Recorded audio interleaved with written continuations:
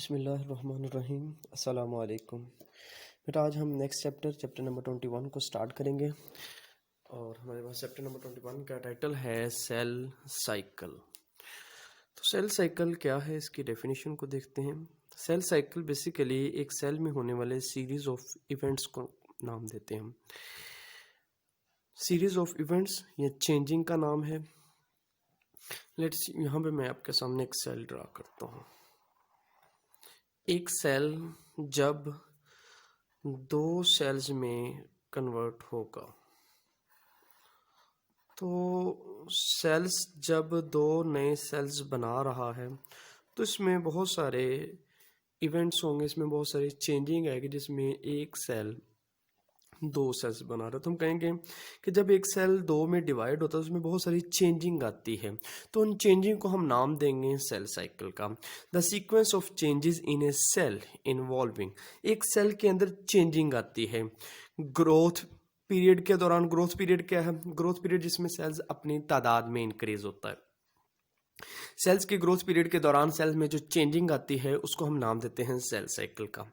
इसके अलावा डीएनए की रेप्लिकेशन के दौरान जो सेल के अंदर डीएनए रेप्लिकेट करता है, एक डीएनए से दो डीएनए बनते हैं। मिसाल के तौर पर मैं कहता हूँ कि यहाँ पे एक डीएनए मौजूद है इस सेल के अंदर।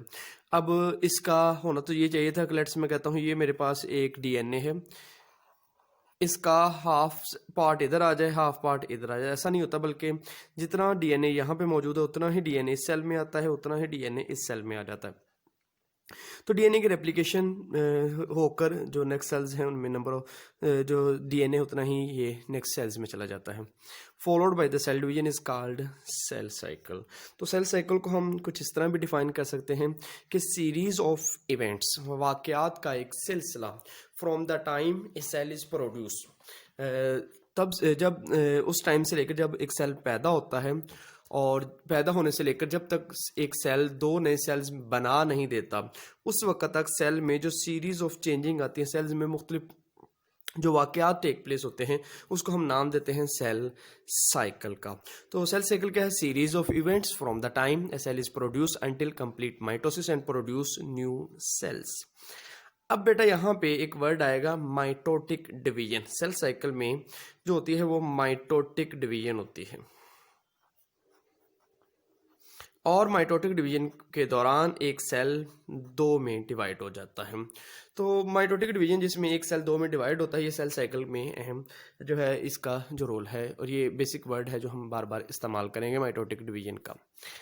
अब बेटा अगर मैं बात करूं सेल साइकिल के फेजेस की, तो सेल साइकिल की बेसिकली दो फेजेस हैं। इंटरफेज, जिसको हम नाम देते हैं रेस्ट फेज का भी,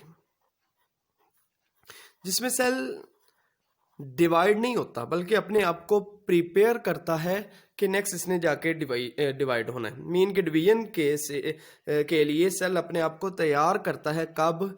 इंटरफेज के दौरान। और माइटोटिक फेज में क्या होता है? एक सेल दो में डिवाइड हो जाता है। तो जो सेल साइकिल है वो बेसिकली दो फेजेस पर मुश्तमिल होता है। नंबर वन इंटरफेज, जिसमें एक सेल अपने आप को तैयार करता है डिवीजन के लिए, और दूसरी है माइटोटिक, जिसमें माइटोसिस टेक प्लेस होती है और एक सेल दो नए सेल्स बना देता है। और बेटा याद रखिएगा, इंटरफेज के दौरान जो सेल अपने आप को प्रिपेयर करता है उसमें बेसिकली होता क्या है कि सेल साइज में इंक्रीज होता है, नंबर ऑफ ऑर्गेनेल्स बढ़ाता है।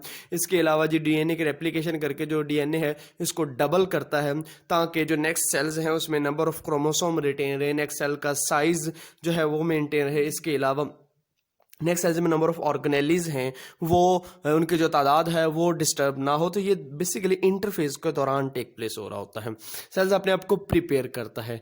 देन माइटोटिक डिवीजन होती है, सेल एक से दो हिस्सों में डिवाइड हो जाता है। अब डिवाइड जस्ट लाइक ऐसे नहीं होता कि मिसाल के तौर पर एक सेल है, ठीक है, ये सेंटर से डिवाइड हो जाए। एक तो तरीकाकार हमारे पास यही है। बेसिकली हम जो डिवीजन का तरीकाकार है उसमें देखेंगे कि डिवीजन से पहले माइटोटिक डिवीजन में, क्योंकि सेल के अंदर जो न्यूक्लियस मौजूद होता है, न्यूक्लियस की डिवीजन होती है। न्यूक्लियस की जो डिवीजन होती है उसको हम नाम देंगे कैरियोकाइनेसिस का, और न्यूक्लियस की डिवीजन के बाद साइटोप्लाज्म की डिवीजन होगी, उसको बेटा हम नाम देंगे साइटोकाइनेसिस। तो न्यूक्लियर डिवीजन होगी, फिर जो साइटोप्लाज्म इसकी डिवीजन होगी, तो उसकी डिवीजन के बाद एक सेल दो में डिवाइड हो जाएगा। ये तो बेटा बेसिक जो फेजेस हैं सेल साइकिल के ये हैं। आइए हम जो सेल साइकिल की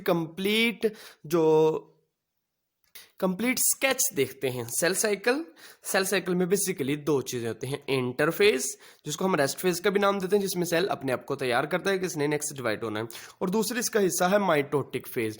माइटोटिक फेज इसमें सेल ने डिवाइड होना होता है और 1 से 2 में डिवाइड हो जाता है। ये बेटा इंटरफेज की फर्दर 3 स्टेजेस हैं, G1 phase, S phase, G2 phase, जिसको एक और नाम भी दिया जाता है first gap. First gap mean के जो माइटोसिस है इससे पहले, यानी कि सेल में बेसिकली कोई चीज़ टेक प्लेस नहीं हो रही होती।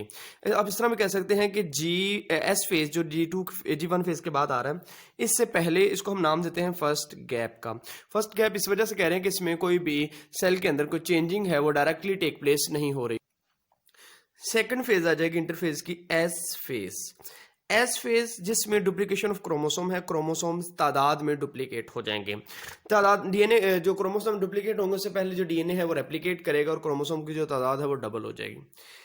देन तीसरी जो मेन स्टेज है वो है G2 फेज, जिसमें सेल्स वो है अपने आप को तैयार करेगा और उसको हम सेकंड गैप का नाम भी देते हैं। सेकंड गैप क्यों कहते हैं ये हम इसकी डिटेल में देखेंगे जाके। देन बेटा एक फेज आएगी G0 फेज। इंटरफेज की ये G0 फेज, ये तीन जो G1, S और G2 ये इंटरफेज का हिस्से हैं। G0 फेज एक एक्सेप्शनल केस है। जब भी कोई सेल G0 फेज में इंटर हो जाए तब वो डिवीजन को स्टॉप कर देता है, डिवीजन मुकम्मल तौर पर रोक देता है। जी बेटा ये है हमारे पास G0 फेज, जिसमें एक सेल इंटर होने के बाद डिवीजन को स्टॉप कर देता है। जी बेटा अगर मैं बात करूं सेल साइकिल के दूसरे स्टेप की, that is the mitotic phase. Mitotic phase के दो हिस्से हैं, माइटोसिस और दूसरा इसका मीओसिस। माइटोसिस जिसमें एक सेल दो नए सेल्स बनाता है और इसमें नंबर ऑफ क्रोमोसोम जो है डॉटर सेल्स में उतने ही रहते हैं जितने पेरेंट सेल में हैं। दूसरी बेटा आएगी मीओसिस, जिसमें एक सेल 4 डॉटर सेल्स बनाता है और हर डॉटर सेल में क्रोमोसोम की तादाद हाफ होती है, हैप्लॉइड 1n होती है as compare to parent cell. जो माइटोसिस है इसको फर्दर डिवाइड किया गया 2 स्टेप में, कैरियोकाइनेसिस और दूसरी है साइटोकाइनेसिस। बेटा अगर मैं बात करूं कैरियोकाइनेसिस का लफ्जी मतलब है, कैरियो का मतलब है न्यूक्लियाई, काइनेसिस डिवीजन, न्यूक्लियाई की डिवीजन, साइटोकाइनेसिस साइटोप्लाज्म की ये डिवीजन है। कैरियोकाइनेसिस फर्दर 4 स्टेप रखती है, prophase, metaphase, anaphase and telophase. ये 4 स्टेप कैरियोकाइनेसिस के हैं। साइटोकाइनेसिस चूंकि प्लांट और एनिमल ये दोनों में बेटा अलग अलग होती है और ये इंडिपेंडेंट ही होती है। इसी तरह जो मियोसिस है इसके 2 पार्ट है, मियोसिस 1, मियोसिस 2। मियोसिस 1 की भी कैरियोकाइनेसिस और साइटोकाइनेसिस, कैरियोकाइनेसिस में फेजेस हैं, प्रोफेज, मेटाफेज, एनाफेज और टीलोफेज। लेकिन कैरियोकाइनेसिस ऑफ मियोसिस 1 में जो प्रोफेज होगी वो प्रोफेज 1, मेटाफेज 1, एनाफेज 1 और telophase 1। Cytokinesis the division of cytoplasm जो है अभी मियोसिस 1 की हो रही है। इसी तरह मियोसिस 1 के बाद मियोसिस 2 स्टार्ट होगी, इसकी भी karyokinesis 4 stages, prophase, metaphase, anaphase और टीलोफेज। प्रोफेज 2, मेटाफेज 2, एनाफेज 2 और telophase 2। Cytokinesis that is the division of cytoplasm है, इसमें एक साइटोप्लाज्म 2 में डिवाइड हो जाता है। ये बेसिकली पूरे चैप्टर का एक स्केच है, इसको आपने अच्छी तरह देख लेना है और इसको अपने माइंड में ड्रा कर लेना है और अपने पेज पर भी इसको बेटा ड्रा करना है। जी बेटा नेक्स्ट हम बात करते हैं इंटरफेज की। आज के लेक्चर में हम इसको डिटेल के साथ डिस्कस करेंगे। इंटरफेज जिसको हम रेस्ट फेज भी कह रहे हैं, जिसमें बेसिकली सेल डिवाइड नहीं हो रहा होता, तो इसको डिफाइन करते हैं the period of life cycle of cell. Cell के लाइफ साइकिल का वो period between 2 consecutive divisions, 2 consecutive divisions के दरमियान में जो सेल की जो लाइफ साइकिल का हिस्सा है, जो पार्ट है, उसको बेटा हम नाम देते हैं इंटरफेज का। तो इंटरफेज के बेसिकली 3 स्टेप हैं, G1 फेज,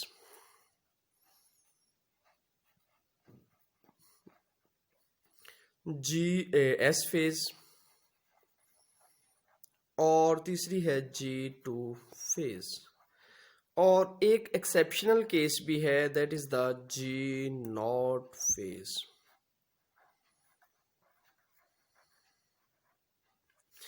G1 फेज को हम फर्स्ट गैप भी कहते हैं, जबकि G2 को सेकंड गैप का नाम भी देते हैं। फर्स्ट गैप, सेकंड गैप, ये क्यों देते हैं हम इसको देखते हैं इनकी डिस्क्रिप्शन के दौरान। अब जो लाइफ साइकिल है कंप्लीट सेल साइकिल का ह्यूमन बीइंग में, वो G1 फेज का 9 आवर है। S फेज जिसमें डुप्लीकेशन ऑफ क्रोमोसोम होती है वो 10 आवर्स है। G2 फेज का 4.3 आवर्स है और जो M फेज है वो 30 आवर। टोटल 24 आवर्स में एक सेल दो में डिवाइड होता है।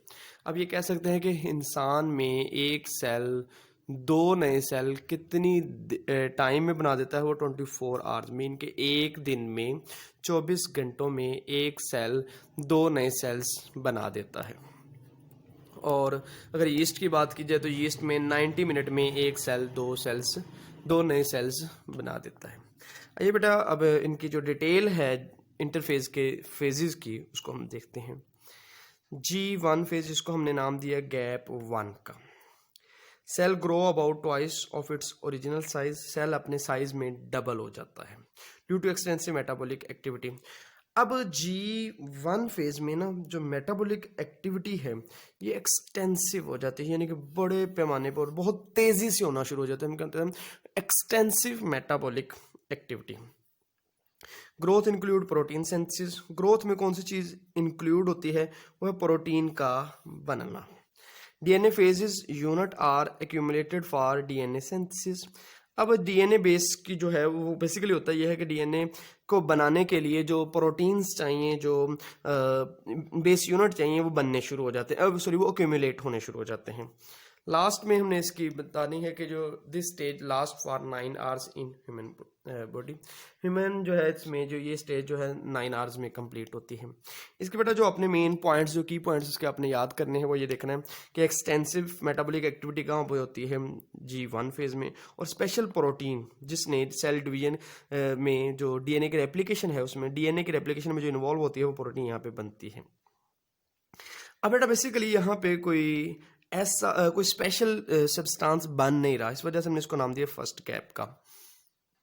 सेकंड बेटा हमारे पास आएगी G2 फेज।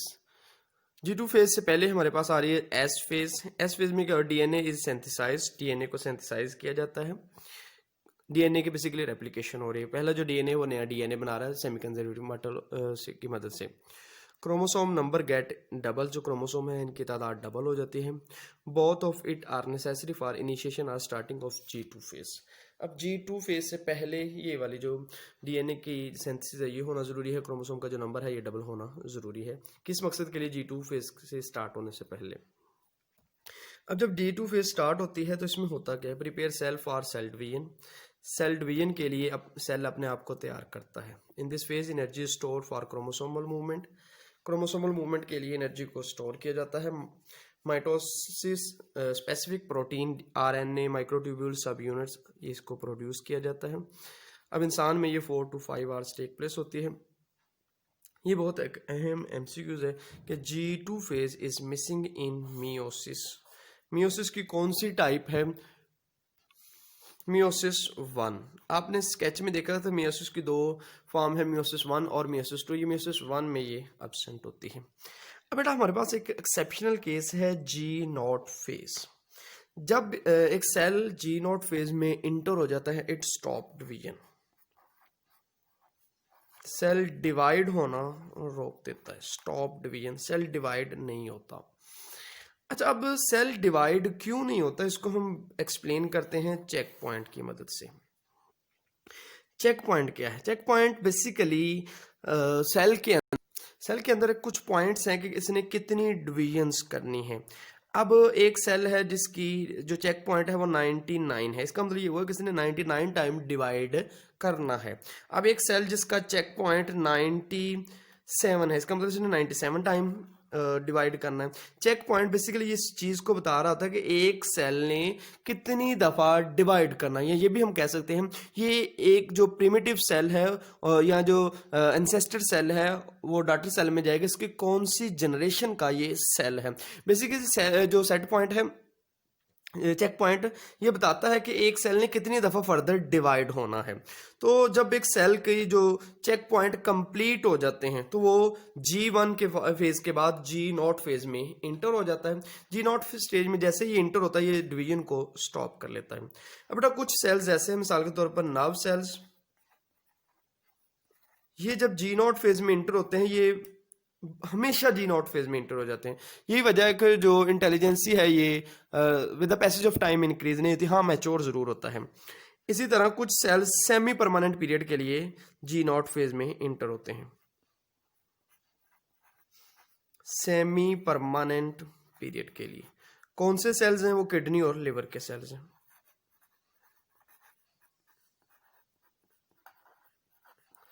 इसी तरह कुछ सेल्स कभी भी G0 फेज में इंटर नहीं होते।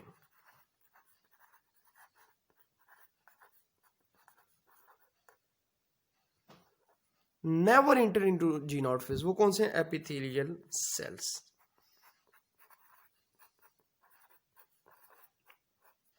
G0 एक ऐसी फेज जिसमें अगर एक सेल इंटर हो जाए, कब होगा? जो G1 फेज के फौरन बाद, तब सेल डिवाइड होना रोक देता है। कुछ सेल्स हमेशा G0 फेज में रहते हैं, नर्व सेल्स। कुछ सेल्स सेमी परमानेंट पीरियड के लिए G0 फेज में रहते हैं, मिसाल के तौर पर किडनी और लिवर के सेल्स। कुछ सेल्स कभी भी G0 फेज में इंटर नहीं होते, मिसाल के तौर पर जो एपिथेलियल सेल्स है ये कभी भी इंटर फेज में इंटर नहीं होते। तो बेटा आज का हमारा लेक्चर, थैंक यू।